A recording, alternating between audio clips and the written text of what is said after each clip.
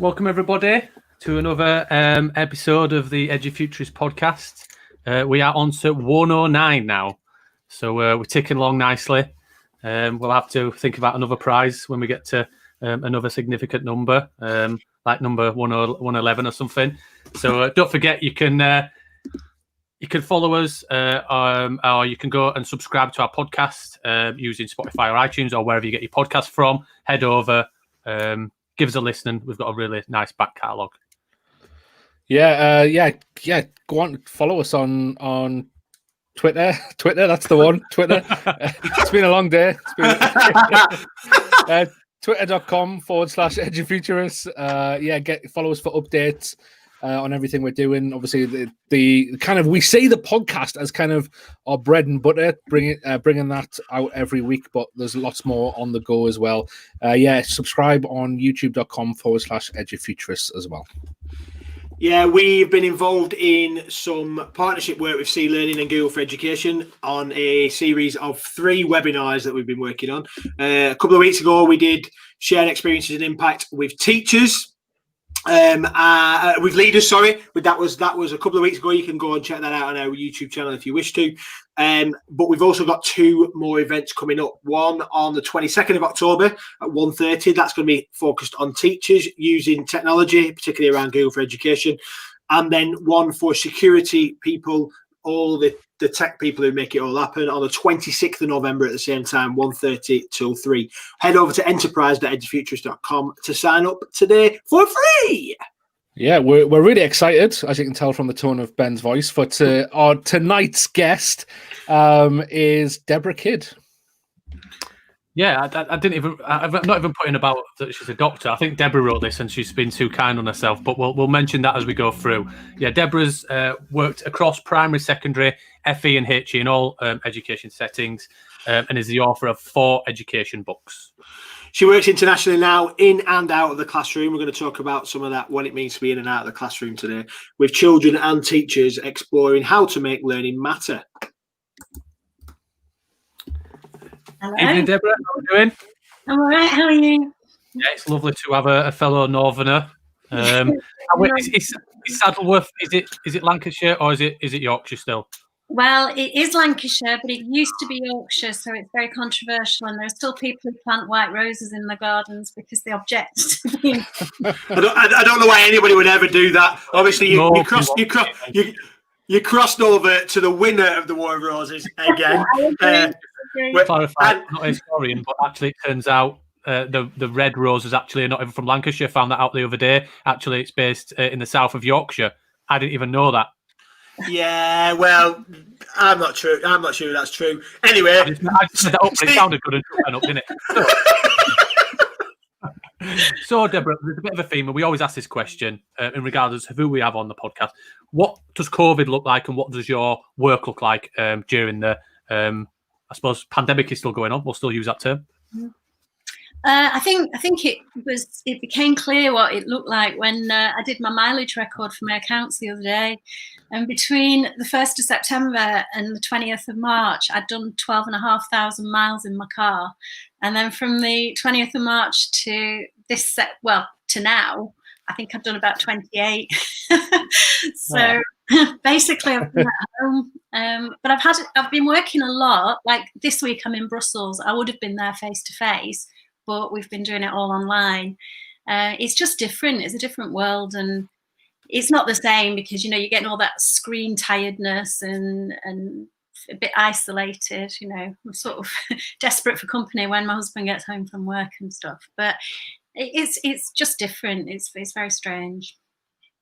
And dare I ask, are we allowed to ask what work took you to Brussels online, even if it's virtual?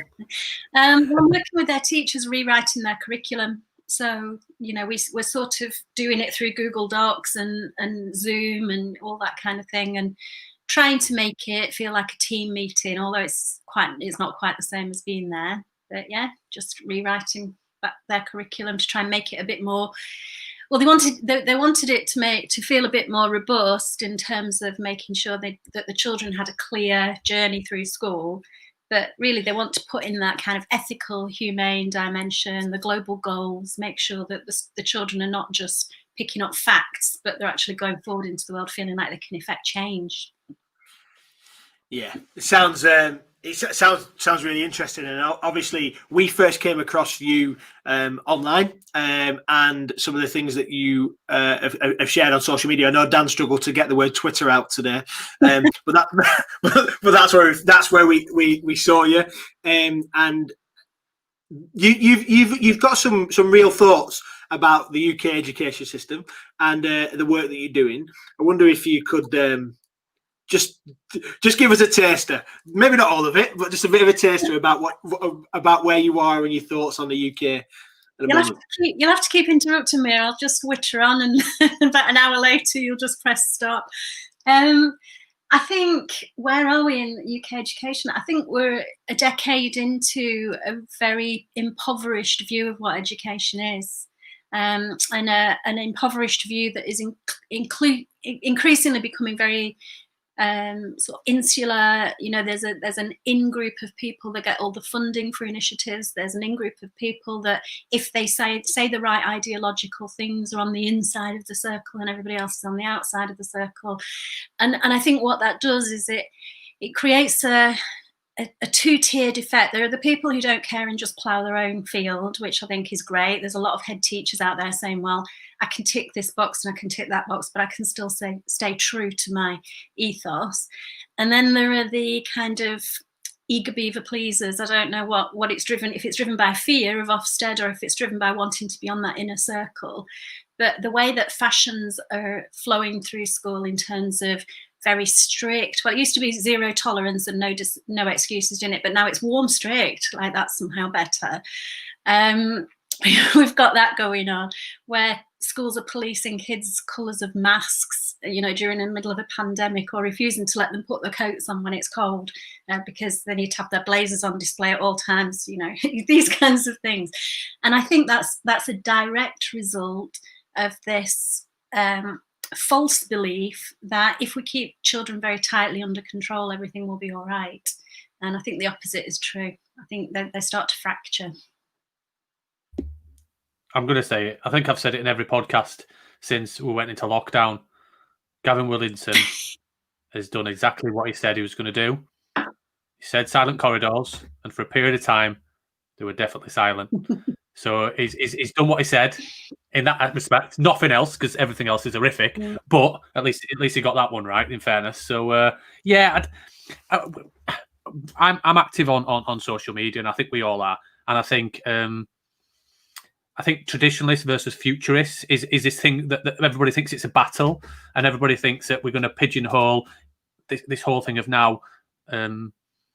I'm not going to say the names, but the individuals who then think, oh, you know what, tech is bad, screen time, online bullying. You're going to sit in rows and you look at the front, and all of this mechanism, and all of a sudden, now we've gone into lockdown. Those same people are now creating our online provision, trying to pigeonhole the traditionalist views in terms of now that the people think it's a good idea, and then go, oh yeah, look how good this is. And I'm like, these are the people who said absolutely no chance that you should sit in a class and never use technology, and now they're instructing and advising people actually how it should be done. Yeah. And I know Bob Harrison, I saw Bob has got I don't know if you know Bob has got a big bee in his bonnet around stop using the word remote. And he's now got this definition and saying remote learning is basically students doing it on their own. But actually through heavy planned supportive learning online, it can be done through a blended approach. And he is right. But I think it's that confusing terminology because, let's be honest, do they actually know what they're talking about? Well, as a kind of port in a storm, I'm sure some of these resources serve the purpose, but they're pretty dull, to be honest. And they're pretty kind of basic in terms of somebody talking with a PowerPoint, and it's not really thinking about how you might group children or get them thinking independently. Or so in a crisis, sure, I appreciate the fact that people came up and gave the time and did something. But to be selling that now as, an outstanding package of materials, I think is a bit cheeky, to be honest. And I don't know, I've only heard this. I don't know whether it's fake news or not, but I'm going to have a discussion about it. Somebody said that actually the Oak National, I think that's the correct term. I called it Oak Bank the other day. Actually, even though there was money put in from the government, it's not owned by us in terms of the public. It's not owned by the government. Actually, it's owned by a board, and it's potentially going to be floated at 100 million. And actually, that money, even though we've put 4 million in or whatever it is now, actually doesn't belong to us in terms of the public. Actually, it's owned by somebody else and shareholders, and they will make a profit out of it. That can't be true. To be honest, I don't know, but there has been a trend over this last decade of people setting up charities, and we all know that a charity can effectively make profit for its trustees if they have a big enough salary or whatever it is. So it's not always straightforward that charities are actually charities, but we've seen loads of them. Teacher training charities, leadership academy training charities, go back to teaching, come into teaching, go to the army, come back into teaching. There's millions, there's loads of them, not millions, an exaggeration, and they're all funded, they all get government funding, but there's quite a significant private aspect to it as well. They're certainly not under government accountability or ownership in that sense. We see it in COVID, we see it with contracts going out to Serco, we see it, with the test and trace. This government has an almost a paranoia about giving any money towards public services, and a belief that private services are somehow better, and yet we continually see them fail right across the sector. I'm going to stop. I'm going to try and rein myself in, because otherwise I'll just sound like I'm just absolutely bashing certain individuals in the government. But you talked about the work that you did with Brussels, and I know that you've done some work in terms of your PhD and obviously your books, and we'll go on to that. But it seems absolutely bonkers that we've got this expertise like yourself in terms of a curriculum development and how we could shape a new curriculum and move forward with things.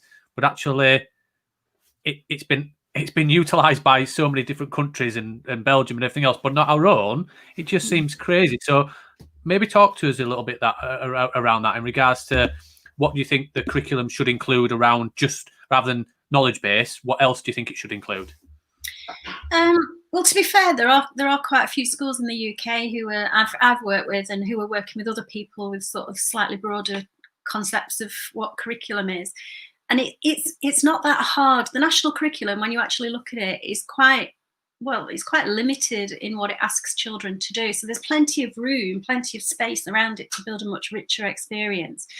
It's quite parochial. So I'm working in a British school in Brussels at the moment, but we've had to take out a lot of national curriculum because it's not relevant for children there to name the 4 capital cities of the UK and, all those kinds of like micro details. But for me, I think a good curriculum sits on 5 pillars, and knowledge is one of them. I call that content and credibility. They do need to have secure knowledge, but it's about the coherence of that knowledge. Can they apply it? Do they re-encounter it? Is it conceptually understood? And then the other 3 are really compassion, creativity, and community. So, and it's not just, are we teaching children to be compassionate and empathetic, but are we teaching them to take action towards their compassion, so that they feel empowered? They go through school learning about, climate change and all these terrible things that are happening in the world, but unless we empower them with a curriculum that's compassionate towards them, that shows them that they can be the change to alter the course of this impending disaster, then we're failing in schools. And that means they've got to get really hands-on and active within their communities. So, we've got kids making wildlife corridors, doing loads of recycling projects. We did have them hooking up with elderly people in care homes because we were looking at loneliness as a problem that's in our society. And obviously now that's online. But I think every curriculum objective, not every curriculum objective, but huge parts of the curriculum need to have this kind of very active real world context attached to them, so that the children are seeing that they have impact in their world, in the now and then, here and now, rather than in the future. Because we say to kids all the time, oh, sit down in this row in school and listen to this authoritarian teacher. And in the future, if you comply with this, you might pass an exam, and if you pass that exam, you might get a job. So long as you go to university and spend £40,000 on the privilege. but a 5-year-old, 7-year-old, even a 15-year-old can't conceptualize that future particularly. Some of them don't feel it's within their grasp. So what do we do about the present? How do we make those children feel useful and active in the present? And I think project-based learning or kinds of learning that are set within imaginal, fictional context, but that feel real for children, are one way of making learning really present for them. And I think that's really important.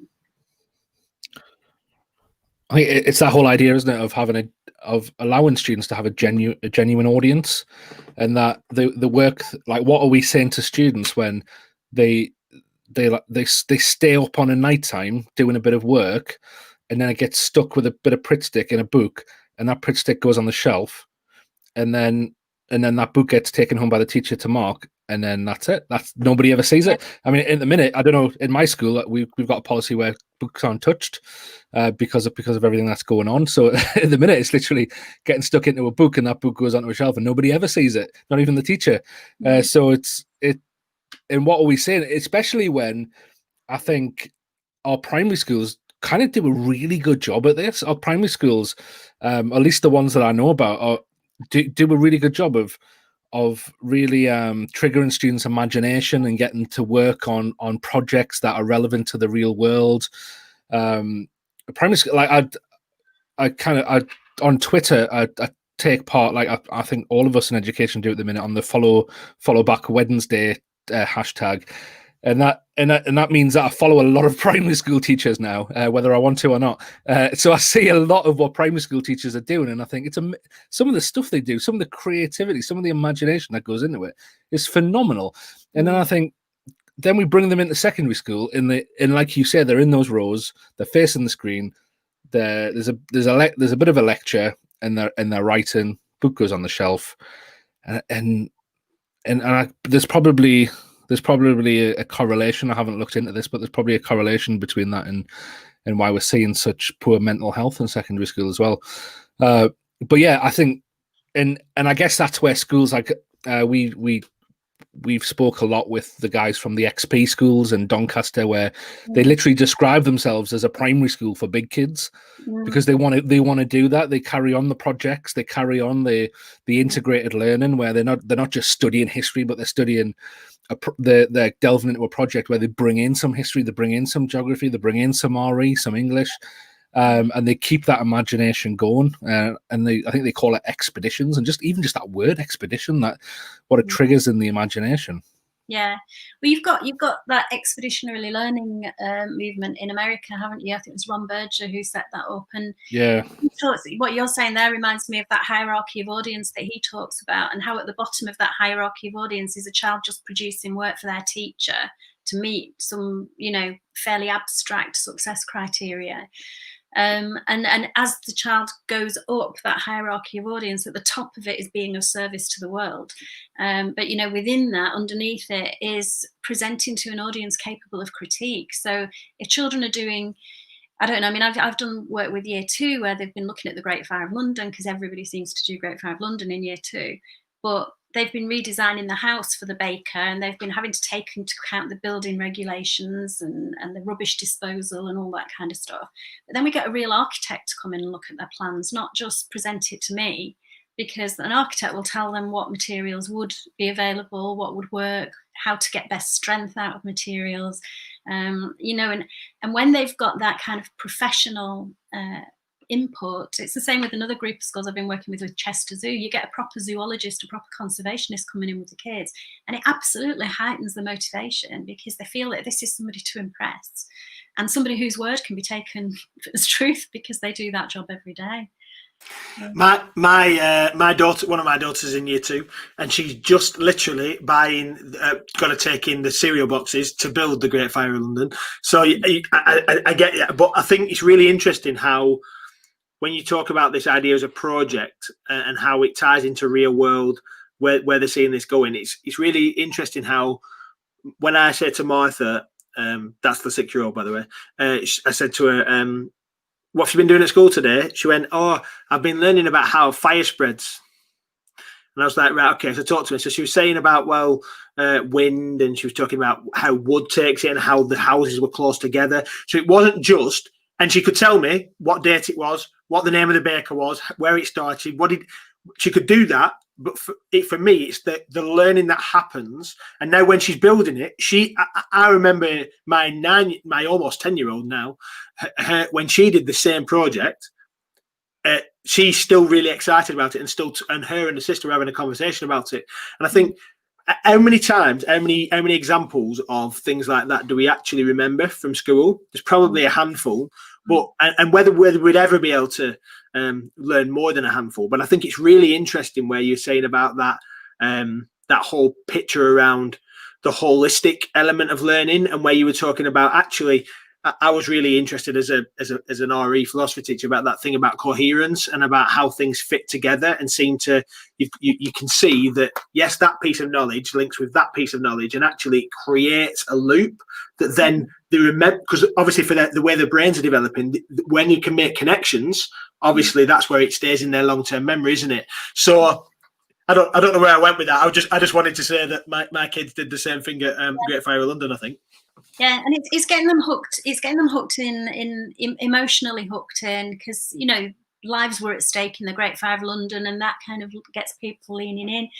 But also the fact that it's hands-on, and that they're using their knowledge to create something, to make something, to try and solve a problem. So call it, I can't remember who came up with the term now, but grappling productively with difficulty. And that's where you want children to be, that they're in a difficult situation, they're trying to solve problems, they're grappling with it, and it is difficult, but it's also safe, because they know that they can make mistakes and it'll be okay.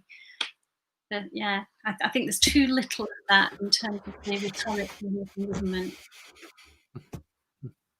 And I know it can't all be learning through play, like, in terms of primary, but actually, I think it was yesterday, and I think it's probably an older article, but this year, Finland is moving to, going to be the first country where subjects are not taught.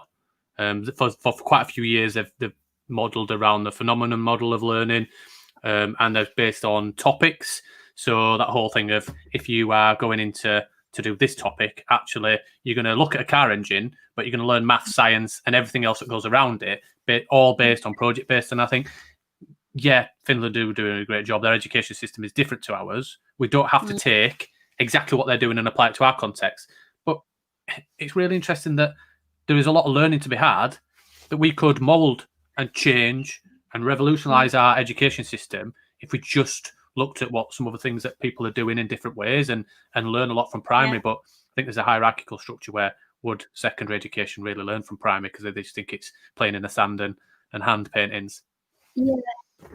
And I think that's one of the biggest problems in education, that transition from year 6 to year 7. I go into reception classes where kids are going and getting their own scissors and managing their own materials and things like that. And then they go into secondary school, and the teacher's carefully handing the scissors out to the children, because she doesn't think they can be trusted to take the scissors themselves. So they go back. And I think what you find with year 7 is they walk into school, they've got a whole massive building that's probably 4 times bigger than the one they've been used to. They've got hundreds of teachers' names to learn. They've got loads of other kids' names to learn. Their brains are just completely overloaded with functioning in those first few weeks. And what do? We test them. And then when they don't come out very well in the test, because the brains are overloaded, we start back teaching them stuff that they already knew when they were in year 3. So I think we've got to really kind of fix that. And we've got to fix this new weird culture that children don't have anything of value to add to our classrooms except to sit quietly and open their mouths and have information poured into it. And could we apply the learning of, for those, I know everybody doesn't have to go to university, but I know obviously from my experience in university, that first year is a freebie. Does it really count? But actually it's about the knowledge that you've already learned, applying to the context of what you're going to be doing, but also understanding what that looks like in terms of an education system and how it might differ from primary, secondary, and then A levels. So maybe year 7 should not be a free year, but actually it should be a year to look at resilience and all those other skills, rather than just focusing on content of curriculum, and actually get students to apply what they've already learned, but in different ways around projects and things like that, just while trying to learn that they've got now a bigger class, they've got a new friendship group, like say they've got loads more teachers, they're learning a new environment, doing all of that, testing them at that time is just completely pointless. Yeah, there's no point. And I think settling them in, making them feel part of a community, getting them kind of, again, involved in projects where they're grappling with that difficulty, you end up doing accelerated progress. About 15 years ago, I was working in a secondary school, and we decided that we wanted year 7 to be more like primary, which is quite unusual in a secondary school. But we were saying, we don't really understand where they're at because we don't give ourselves and them enough time to establish. So what if they had like a home-based teacher who taught them several subjects? So their timetable was taught by one person for several subjects, a bit like they would be in primary, and they'd still go to somebody for specialist subjects like in maths or PE. So you'll be relieved to hear that, Steve. They still got their PE teacher. But so the teachers that stepped forward to get involved in this were the English, history, geography, drama, PHSE, a couple of ICT and music teachers stepped forward as well. It was completely voluntary. But we rewrote the year 7 curriculum. We called it cultural studies. We couldn't really think of anything else. And we just had units like plots and protests, and we looked at how protest had developed through time, the different kinds of protest. You had children coming up with incredible stuff. We had a British Museum project where and other departments did start getting involved, but great British inventions in science and great British musicians in music and all that. They curated the museum for a public exhibition. And we said to them, here's a room that you can just put anything in. You can decide, but it has to be something to do with our local area. And they chose coal mining, because most of the granddads had been in the pits in the 80s, sometimes the dads, but mostly the granddads. And they brought in all sorts of things like chitties for food banks, letters from Arthur Scargill, a lump of coal that one of the granddads had brought out of the pit on the last day, diary entries, newspapers that people, because the families, it was such a big deal to the families, they'd kept memory boxes of these things, and the kids just curated this beautiful space. And then I said to them at the end of that, I said, well, all museums have a statue in them, don't they? Like when you walk in, there's something in the foyer that makes you think, oh, this is going to be an exciting museum. So if this is a British museum, what's your statue going to be? And the kids are working, they're creating still images to show me. They've got to do a still image and they've got to do a caption. And I'm looking at these two boys who've come from primary school with trouble tattooed on their foreheads. I was told that they were antisocial, aggressive, they couldn't work in groups, they probably should sit apart and all this kind of stuff. And there they are hugging each other in this still image with a caption underneath saying tolerance. And I'm going, oh, that's great. And I'm taking a picture. And then behind me, there's these other 4 lads bothering me. And they're going, miss, can our statue move? And I'm thinking, no, statues don't move. I wanted to turn around and go, no, statues don't move. Do what you're told. But I didn't. I turned around and said, why? And they said, well, it's mechanised. And if you put 10p in it, then it moves. And I thought, well, we're in Yorkshire, they're always trying to scam money out of you. So I got 10 pence out of my pocket and I was handing it over. And the first image they're showing is a cricket match. There was a bowler and a batter and a fielder. And I'm not an expert in cricket, but I could recognise it as a cricket match. And England had won the Ashes that year, and apparently that matters. So they were showing me that. And then I gave them the 10p. And they changed it, and the bowler pressed the centre of his hand, the palm of his hand with his fingers, and the batsman and the fielders they crouched and went as if to shield themselves. And it was really clear just in that instant that they were showing me the 7/7 bombings. And I just said to them, well, that's a really stark image, and I think it's really powerful. So yeah, we should have this in our museum, but you have to caption it. You have to give it a caption. And don't, oh yeah, we've already thought of that. We're calling it From Ashes to Ashes. And I just thought that was so sophisticated for year 7 and really clever.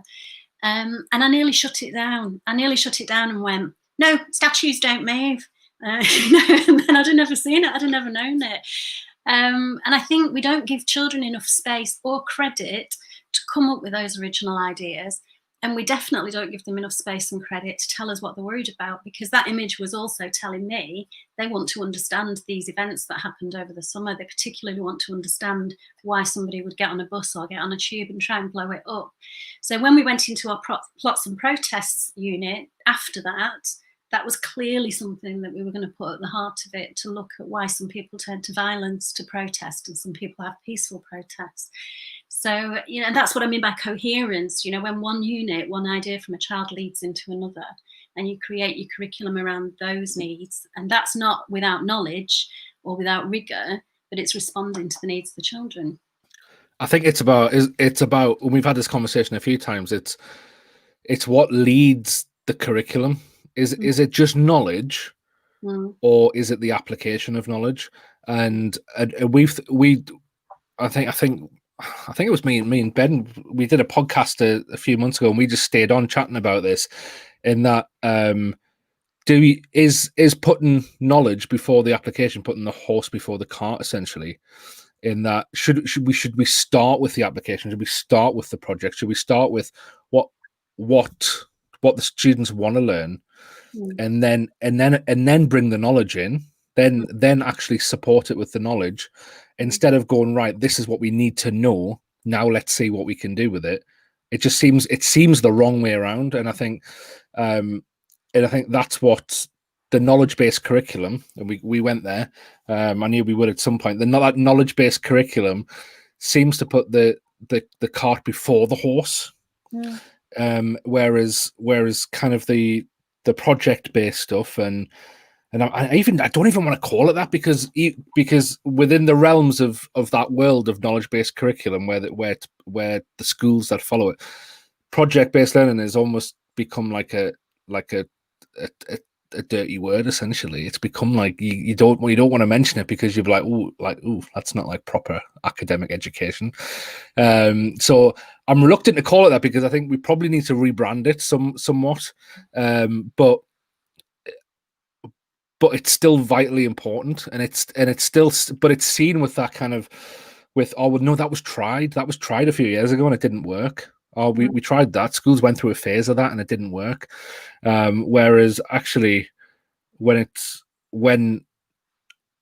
the knowledge is given the context, or the context demands the knowledge. I think that's what I'm trying to say. Like, you want to create a context where it demands certain knowledge, and then knowledge has a purpose. Yeah. Because because without it, there's no. What's the purpose? It's just learning some knowledge for an exam paper. What's all that about? But I mean, that's the education system, isn't it? But yeah, it's. Should we not start with the purpose and then bring in the knowledge we need, rather than and starting with big ideas and questions or concepts as well, because then you can build in projects and knowledge around that. Like, just been working with a year 6 group, a group of year 6 teachers, and they had like lots of different, because they'd always been quite creative. They're not under the same constraints. They haven't got Ofsted breathing down the necks or anything like that. But what they've ended up doing is what you describe as project-based learning not working in the past. They've had a good idea, but it's become, we could do a bit of this and a bit of that, and we'll throw this in and we'll put an experiment here, and it suddenly ends up this loose bag of balls that no one really knows what to do with. Whereas I think if you start with a big idea, like now we've looked at theirs and we've given them the question of, do we have the power to change the world? And power is their concept for the year. So when they were looking at, they kind of did World War II, and I was going, well, what is it that is about power in World War II?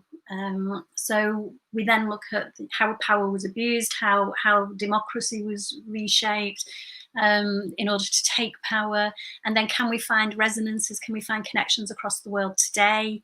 And so it doesn't become about World War II anymore, it becomes about this concept of power, and lots of areas of knowledge are being pulled across from the curriculum. And there'll be some purists out there who go, but they need to know about World War II. But the thing is, they'll learn about World War II in GCSE history, or and they also do it in Key Stage 3 history, and then they do it again if they do it for A level. There's no shortage of opportunities to learn about World War II in our curriculum. But learning about power, tyranny, autocracy, the corruption of the rule of law, I think that's pretty good for year 6 to be looking at right now. Yeah, 100% agree. And you know what? I'm sat there thinking, like that wasn't like I did history right up at A level, and it wasn't my experience of history. It's about the recollection of facts, and can I remember those things? And it just seems like maybe I'm just naive, and maybe I just kind of want something more for my own children, or maybe just don't. Like this is somebody I use this example quite a lot. I know they've all said that we always say this, but one of my examples is I did GCSE Latin and A level Latin. And I had to conjugate. There you go. 1,500 Latin verbs for my GCSE, and like, why? I had to learn these words off by heart, like in a language that is not spoken anymore, and I had to be able to conjugate them. And don't get me wrong, I'm not saying that Latin isn't. I loved it. I loved the culture, but it wasn't necessarily about the fact that I could know what those words meant, because I could just Google them now anyway. It's that something that mattered, and I think. One of the phrases that I really like, you use quite a lot, is about that you've got to make whatever you're teaching, you need to make it matter. So like where Dan was talking about like something that the students care about, but you're also talking about there's something, well, we're talking about what's happening now, what's happening in China, what's happening in Russia, what's happening in the US, or even in the UK, that kind of actually shows like the whole concept. Like the kids read 1984 and think, nah, that's not possible. And then think, actually, we've all got this app on our phone that every time we go into somewhere, we've got to scan where we are.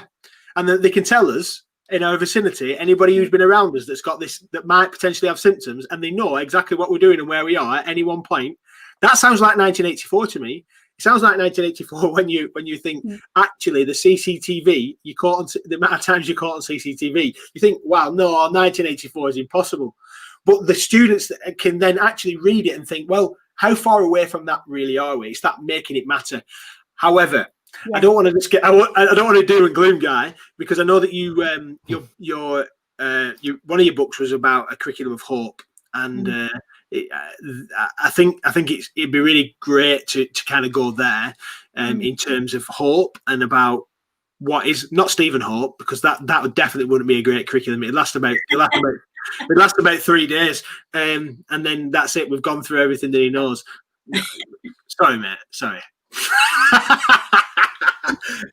We all know that, but don't stop telling people what's going on here. So, what was the kind of the passion around that? Well, to be blunt, really obvious about it, it's giving children a sense that there's a hopeful future ahead of them, because I think they hear so much negativity, especially now, don't they? I mean, I wrote it before the pandemic, but they hear this negativity and they're not really given any solutions for it at all. They're just told to conjugate a few verbs and work these equations out, and somehow it's all going to work out magically brilliantly in the future. And I think you have to practice hope. You have to practice like empowerment and agency. So even if it's, I don't know, reception children trying to help a troll who's crying in a shed because he's being bullied by 3 billy goats, and they've got to figure out what to do about it. That's about putting them in a situation where there's hope to help. They can negotiate peace between the billy goats and the troll. They can get him home. They can keep him dry, and they can solve those problems. But they're in a completely fictional space, which is kind of escapist, but it's still hopeful. And as they go up through school and they encounter more of the real life difficulties, it's always framed within this sense of what can we change within our school, what can we change within our local environment, how can we connect with people in our communities, so that hope's built from within. I mean, you're from Burnley, aren't you, Ben? And I'm not from Burnley. I don't want to actually. Sorry, I know you were born in Burnley, but I'm a Blackburn fan, so I can't really say that I'm from Burnley. I was working Burnley. Oh no, I'm talking to the enemy. I didn't know. I heard that little burn, which is a Blackburn, right? Proper sign of Blackburn, that, isn't it? But when I grew up in Burnley, and I felt that the message that I was getting as I was growing up was that the ultimate goal was to get out of there.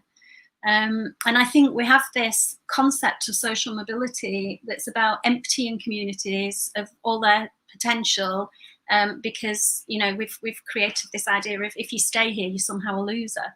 I went to Oldham, so I'm not really moved that far away. But we should be building from within. And I think that starts in schools. It starts with children in schools connecting with their communities, feeling proud of the communities, strengthening the communities, and perhaps growing up with the aspiration or ambition to, to effect change within that community. And there's no shame in not moving away.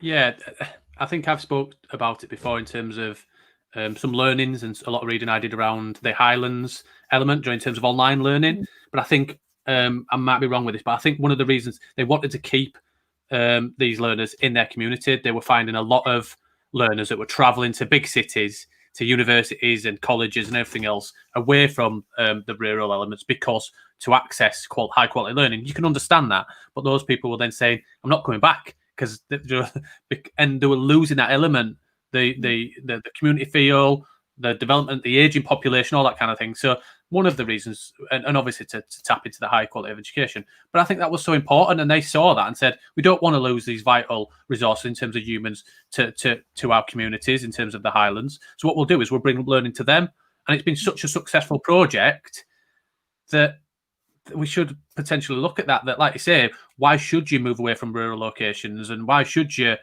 have to leave these cities? And I know Wales has been through all of that transition in terms of valleys and things like that. It's a dead town because we no longer have this.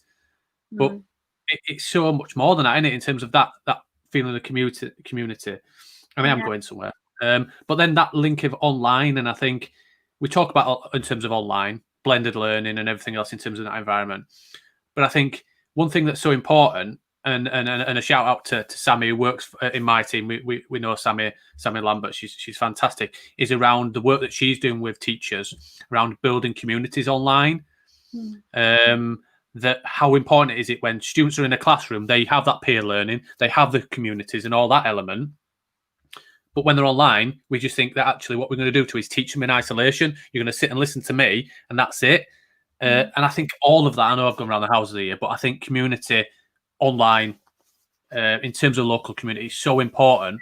And it's such a big thing that we need to focus on.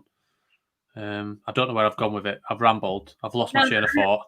I mean, I know what you mean. And what you're saying is, in some ways, I mean, people shouldn't be put off moving away if they want to move away. But I think quite often we get people who would quite like to have stayed, who feel somehow embarrassed if they do. And I think that's the difference. And so whether it's online learning and allowing people to train, or educate at a distance, but then use that information or that skill to enhance their communities, or whether it's just about sort of in more kind of industrial areas that are sort of, or post-industrial areas that have been really struggling, whether it's about, reinventing and rebuilding. I mean, you do get some pockets of real enterprise in those areas, usually around the creative industries, but of course they've been decimated by COVID. So I really don't worry. I really worry about how these towns are going to rebuild after this. So. Well, like I feel like I'm bashing him, but I think he said, just go retrain and do a different job. I know. I mean, £23 billion the creative industry has put into the economy, and he says, "Oh, it's not a viable profession anymore." I think I talk a lot in terms of the 4 C's and what we're trying to build in terms of a curriculum where I work, in terms of it's important in terms of, I know it goes back to subject and knowledge, but also that holistic communication, collaboration, critical thinking, and creativity. Creativity, whether you're in the creative industry or not, how vital that skill is, and actually what learnings can we do from that industry. Those people are absolutely vital, whether people see it or not. Because the learnings that they can get, why have they got that, and they can do that element, is such an important part to any industry. Losing that, regardless of the money that it brings into the country and the economy as well, is just bonkers. It just seems absolutely madness. It's like, just go work in an office then. Yeah. We're not all built to work in an office. No. Well, even people who work in offices aren't working in offices right now. So yeah, and I don't think they will be. No, and that's it. I think we've got in the area that I work in the college, we've got creative industries and computing in there, and people are like, we've had one of the areas that we've got is business and travel as well. So we've had a greater increase in travel students than we've ever had when the industry is falling apart. What does that say? I don't know. We keep asking the question, why have we got more students choosing travel, tourism and hospitality than we've ever had, despite that being an area? But then we've also been looking at like the arts and music and all those kind of things, and the things that students get from those curriculum areas. You can't pick up elsewhere, or you don't, and I don't know. It just feels like that whole not just like the economic sector like now, but for the last however many years, 10, 15, 20 years, we've got a friend, Paul Farrell, who's a music teacher. He just says the funding had just been sapped out of the arts, just sapped out of it, and in education, and as well as the wider, like I said, the wider sector. But in education, it's just music and art and drama. They're not the important things anymore, which is so crazy, isn't it? Yeah, it is crazy. Do you remember? I don't know if you remember. Before 2010, the last Labour government had an initiative called Creative Partnerships.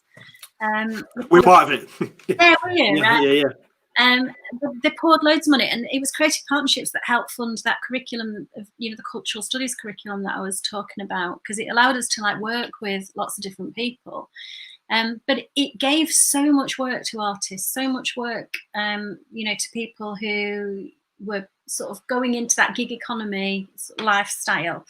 But also their expertise in schools and working side by side and team teaching with teachers just really enhanced the skill set that teachers had, the knowledge that teachers had.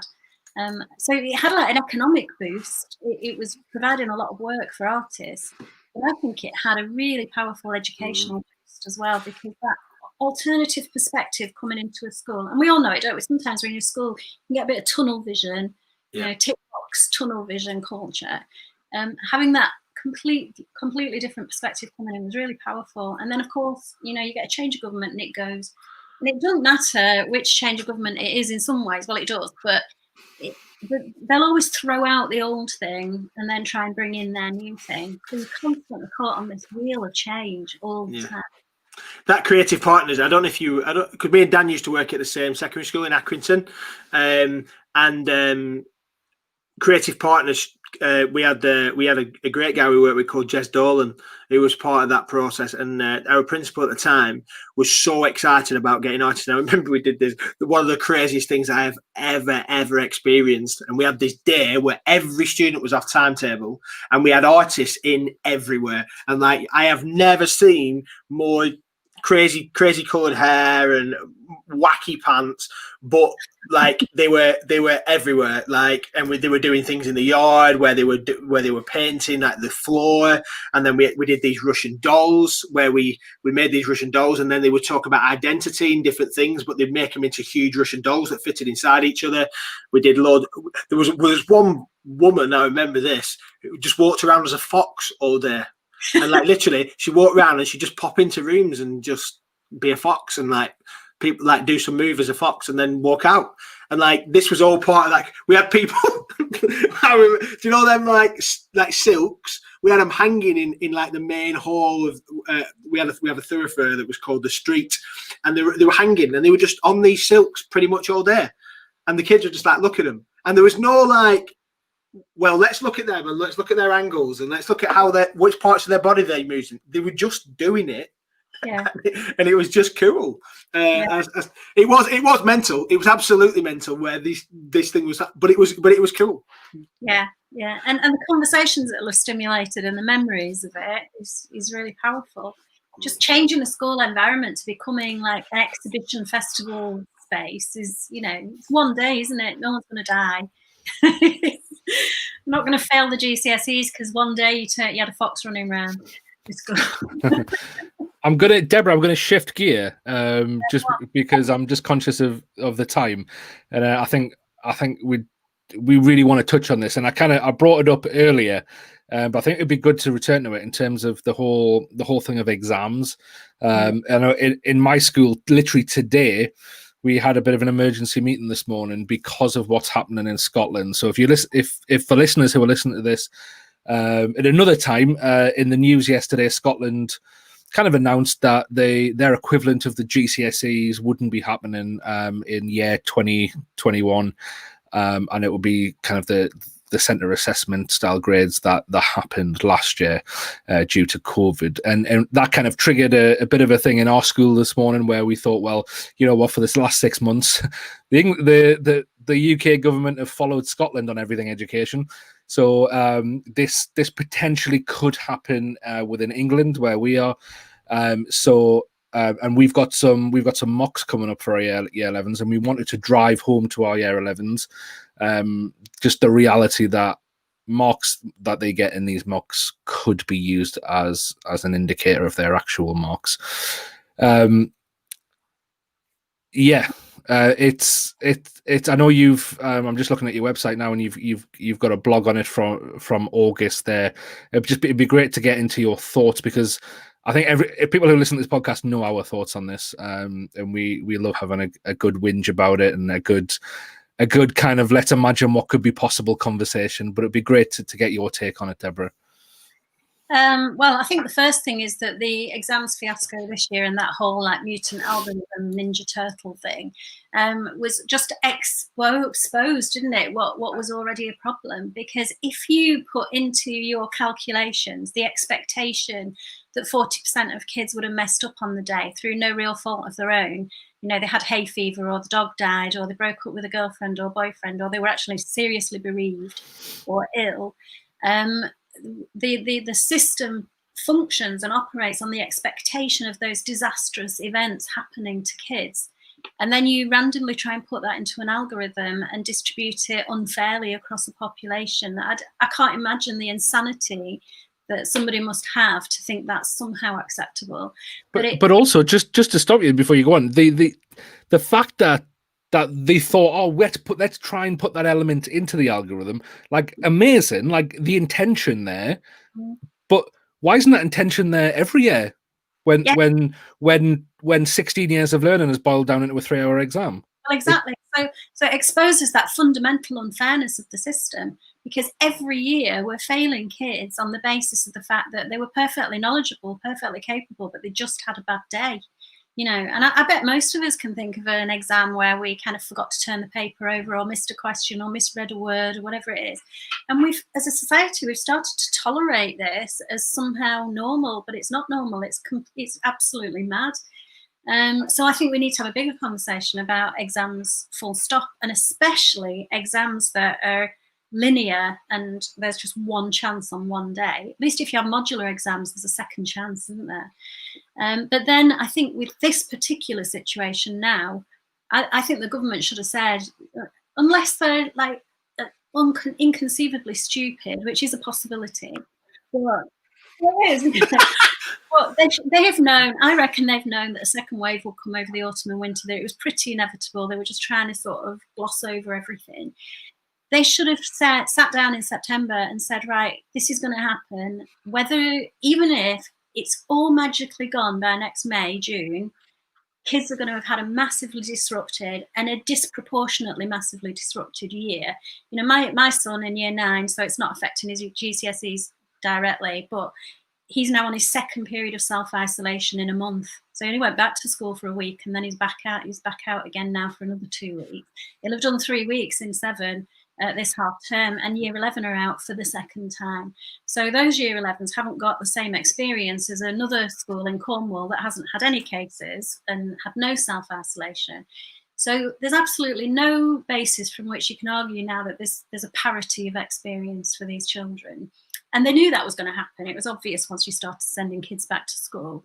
So what they should have done then, and what they should do now and immediately, is say we're going to move towards a combined system of test results from school that have been done, and you can't even guarantee they're going to be done in exam conditions, because what if you've got 6 kids off who are self-isolating and you've got a mock exam? So they're going to have to be done in some kind of low stakes, you know, testing condition, and a portfolio or, you know, a project that they submit for moderation, just as you used to when you had coursework. And that needs to be moderated, I think, at 3 levels. It needs to be moderated at departmental and inter-school level. So within your own school, there's a moderation. And those of us are old enough to remember coursework. We did this anyway, didn't we?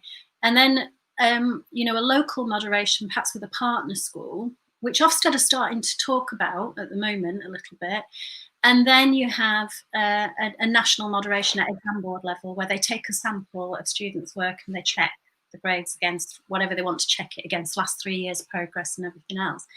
I think that's what should happen, but I fear that what's actually going to happen is a load of fudging and denying and pretending everything's all right, and then suddenly another CAG or, you know, worse solution being presented to us. It's that league table thing, isn't it?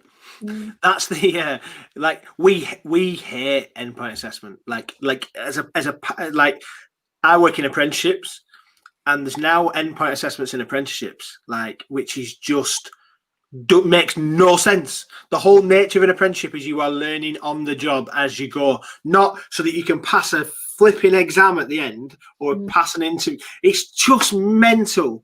But it's because we have a system, and we talk about this. This is definitely something we talk about every single podcast.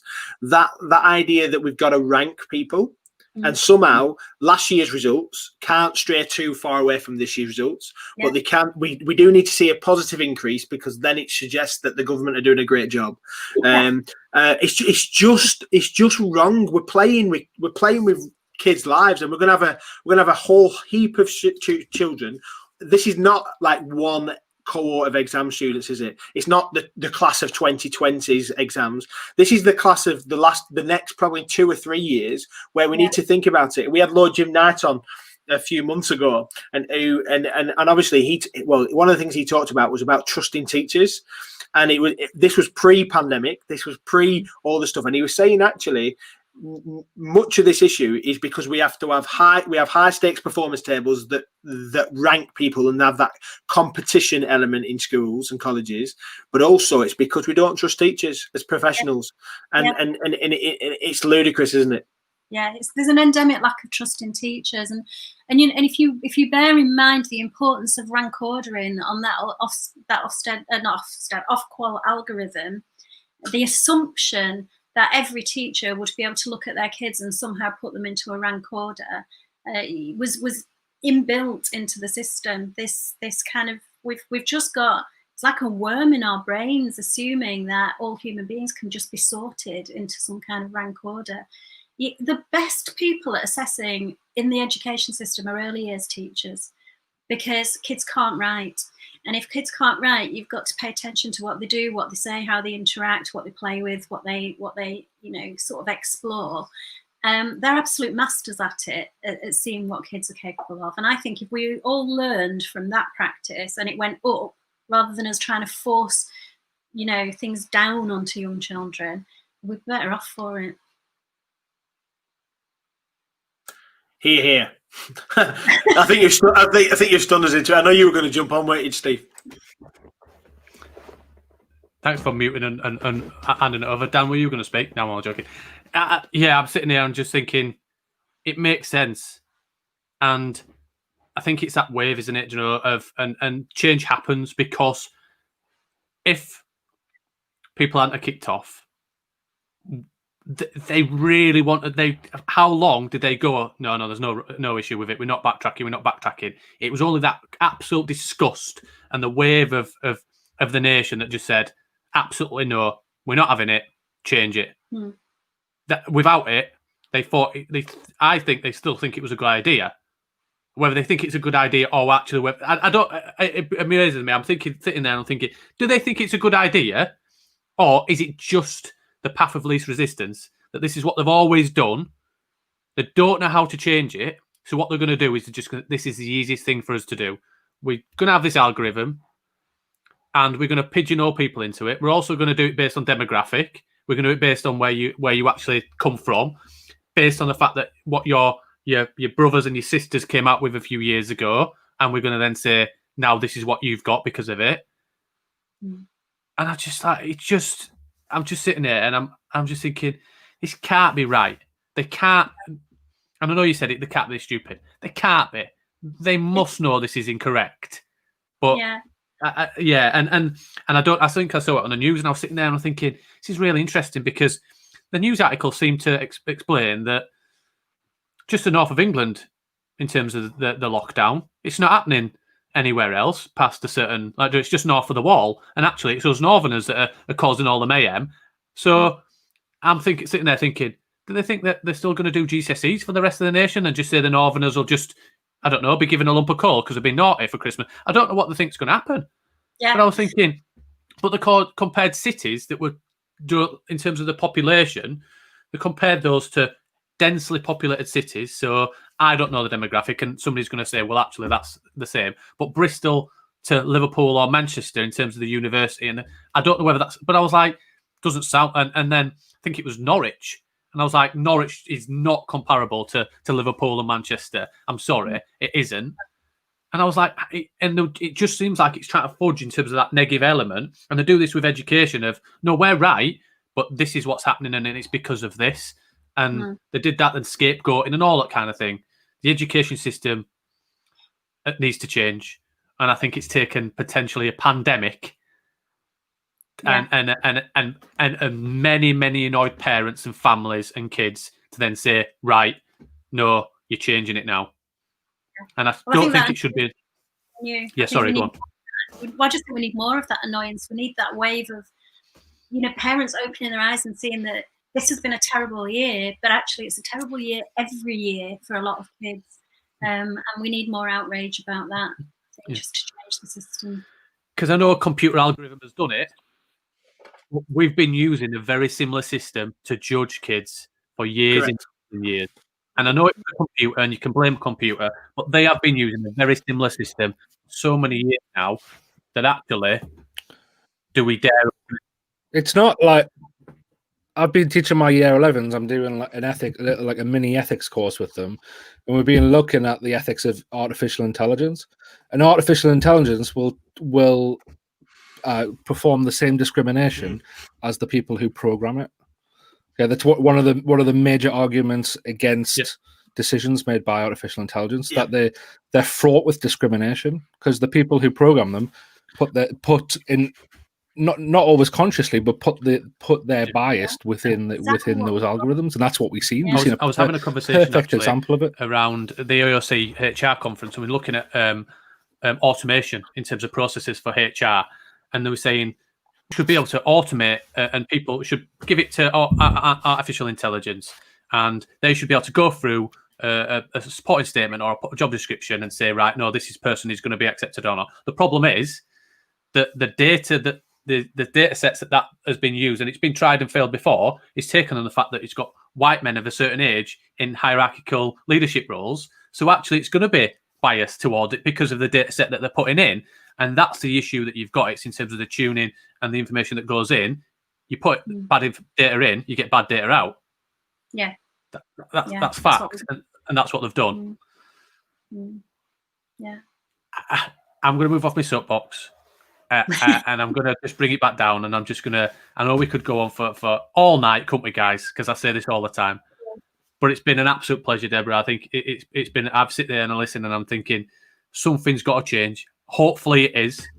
And I think with key decision makers and influencers like yourself, I think education will start to change. It might have taken a pandemic, but I think we're on the cusp of something now. So thank you very much for coming on. It's great to meet you all. See you later. Yeah, it's been great. Thank you. Thanks, Deborah. Take care.